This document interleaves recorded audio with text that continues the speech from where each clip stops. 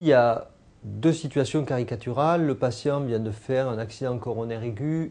Il est conscient de la gravité de la situation, sa famille également.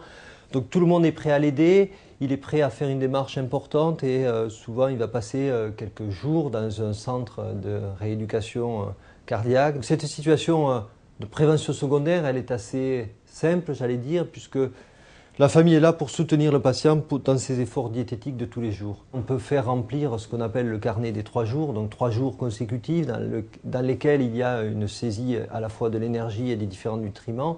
Et là, on y voit vraiment plus clair et on peut donner des conseils plus ciblés. Et à l'opposé, il y a le sujet à risque, qui a des risques souvent très importants, puisqu'il peut avoir une hypercholestérolémie très grave et se sentir très bien alors qu'il est déjà porteur d'affections cardiovasculaires. Donc dans cette situation-là, il faut être bien sûr prudent, y aller à petits pas, progressif et ne pas brusquer ni le patient ni sa famille.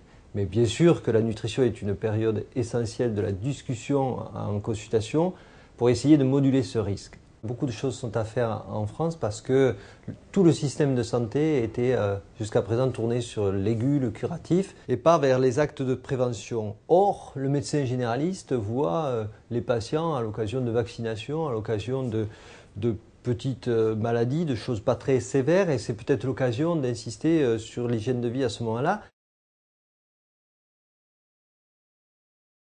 On peut parler de la nutrition de manière simple à la consultation. On peut aussi aider le patient en lui proposant des séances d'éducation thérapeutique. Il y en a partout en France actuellement. Ce sont des équipes structurées avec un médecin, spécialiste ou pas, et avec une nutritionniste, une diététicienne, des spécialistes de l'exercice physique. Et ce sont des séances éducatives en groupe, puis individuelles, où on aborde concrètement les problèmes de la nutrition. Et en particulier l'étiquetage. Il ne faut pas s'imaginer que la nutrition c'est compliqué. Si on fait décrire un repas par la personne, un repas absolument sans légumes, absolument sans fruits, on peut facilement aborder la discussion là-dessus. La problématique des graisses est très intéressante avec les patients parce que dans l'esprit du patient, graisse égale toutes les graisses sont mauvaises. Bien évidemment que toutes les graisses ne sont pas les mêmes, qu'il y a des oméga 3 qui sont favorables pour le risque cardiovasculaire. Et souvent on a l'impression que le patient exclut les graisses pour consommer des glucides, en particulier des glucides rapides. Donc il faut essayer de savoir précisément si c'est des graisses saturées, polyinsaturées, monoinsaturées et quel type de graisse il consomme tous les jours, soit dans la préparation des repas, soit en ajout à ces aliments.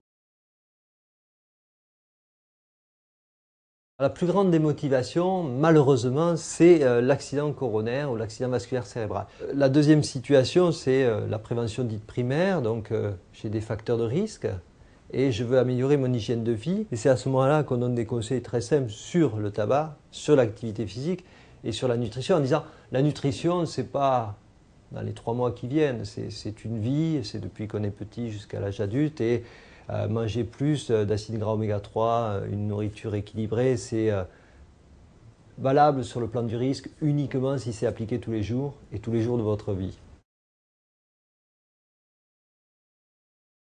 Encore une fois, la prévention, c'est un travail de longue haleine, ça ne peut pas se faire à une seule consultation, ça se fait à l'occasion d'un rapport prolongé avec le patient, surtout sa famille, surtout ses proches, car c'est l'ensemble de la famille qui doit changer la nutrition et pas simplement celui qui est à risque. C'est très facile dans les familles où il y a un petit peu de surpoids chez les enfants. On s'aperçoit que les questions concernent l'enfant, mais quand on commence à entretenir la conversation avec la famille, on s'aperçoit qu'en fait le problème est plus compliqué que ça et puisque c'est la famille en entier qu'il faut recadrer et il faut discuter de la nutrition ensemble. Et là, donc, les messages vont s'adresser à l'ensemble de la famille et on va s'apercevoir très vite que la famille est sédentaire, globalement, et que les graisses saturées sont privilégiées et qu'il y a longtemps qu'on a oublié les graisses monoinsaturées et le poisson, les acides gras oméga 3 d'origine végétale et tout ce qui est plutôt bon pour le cœur.